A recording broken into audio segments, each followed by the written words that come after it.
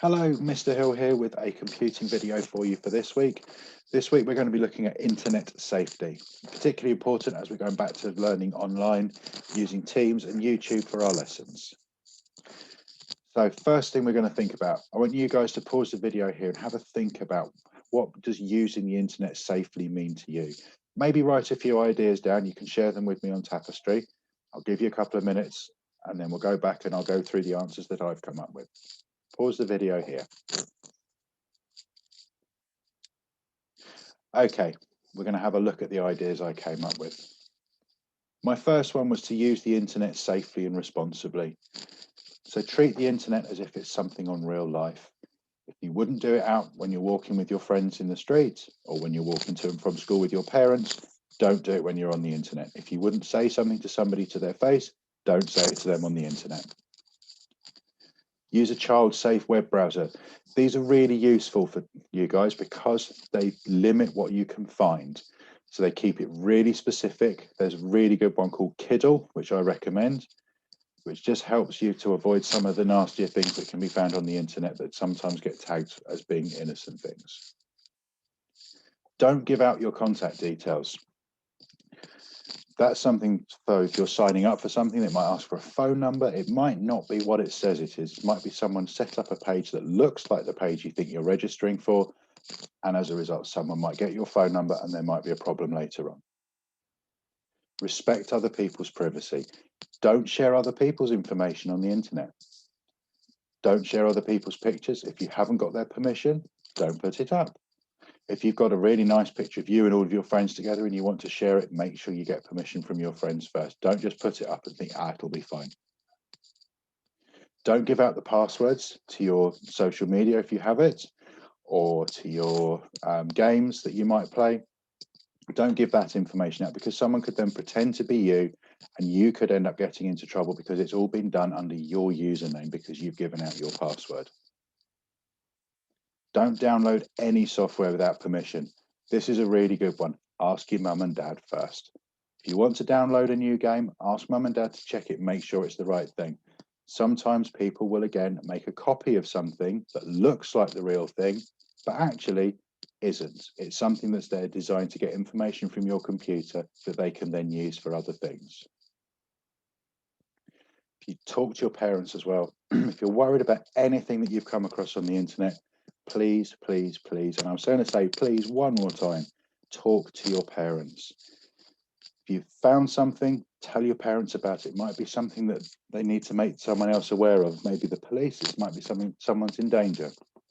So if you find something or you want to check something, talk to your parents. They should be the first person you talk to.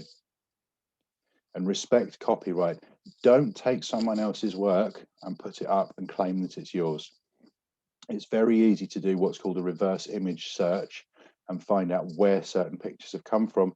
And some people will be making money from their images, from their pictures and from their artwork that they've shared on the internet.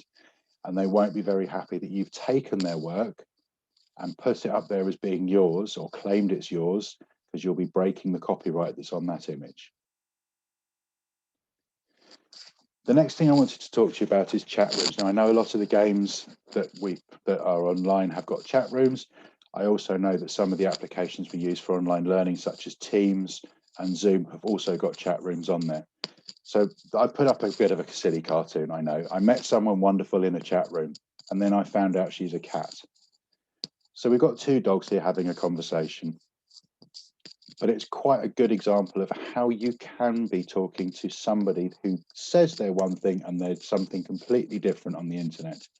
You might think you're talking to one of your friends. It could possibly be someone who has got hold of their password and their username and has made it out that they are them. And then that could lead to some awkward situations. So staying safe in chat rooms, what can you do yourself to make sure you're safe within a chat room? Have a think, write down some ideas, pause the video here. Okay, you've had time to have a think. I'm going to share my ideas with you, the ones that I came up with. Let's see how close we've got them together. Use a nickname. So don't use your real name. That makes it a little bit harder for someone to work out who you are. Stay in the public chat room. If someone asks you to go off into a private room for a private conversation, don't do it. Stay in the public chat room where all the messages going backwards and forwards can be seen. And then if there is something that's not appropriate going on, someone will pick up on it and will be able to help you. Don't send your photo to anyone. Again, this is a piece of something that can identify who you are. It might have your school uniform in the picture. The logo of your school that might be on your uniform. That will help someone find out where you are and be able to work out who you are. And that's something that we definitely don't want. Don't open attachments from people you don't know. Now, I know there's a lot of things that go around on email asking you to open a file. It might say it's from a courier company. Oh, I'm expecting a parcel. They've not been able to deliver it. I'll open this because then I can rearrange my delivery. Again, it's someone making a very clever copy of something that looks like it's the real thing, but actually is there to steal information from your devices. And we don't want that to happen. So if someone sends you an attachment out of the blue that you're not expecting, delete the email, delete the message, make sure it doesn't get onto your computer. Don't give out your contact details. Very same reason for don't send your photograph to anyone. Someone can find out where you are. They can also use those details to make a copy of you. It's what's called identity theft.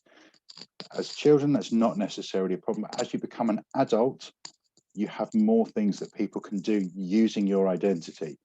They can take money out in your name at the bank, use a credit card. There's lots of things they can do. Don't meet up in real life on your own. Even if you're certain that the person you're talking to is who they say they are and they want to meet up, tell someone where you're going, what time you're meeting the person there, and what time you'll be coming back. That way, someone knows where you are, who you're with, and when you should be back. And again, talk to your parents. If someone says something to you in a chat room you don't feel comfortable with, talk to your parents straight away. Don't let it fester. Don't let it become an argument or a situation that you're really uncomfortable in. Talk to your parents. Tell them what's going on. Okay, your task for today.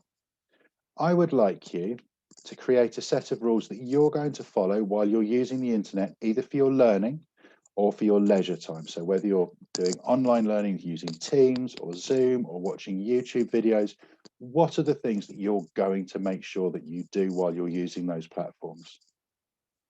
Think about the sites you go on when you're having a bit of downtime. Do you go on YouTube to watch videos of Minecraft? Do you play Minecraft online? Do you maybe play Roblox or similar games to that? They'll have a chat room in them. They'll also have online content that you can maybe buy or you can use information to get.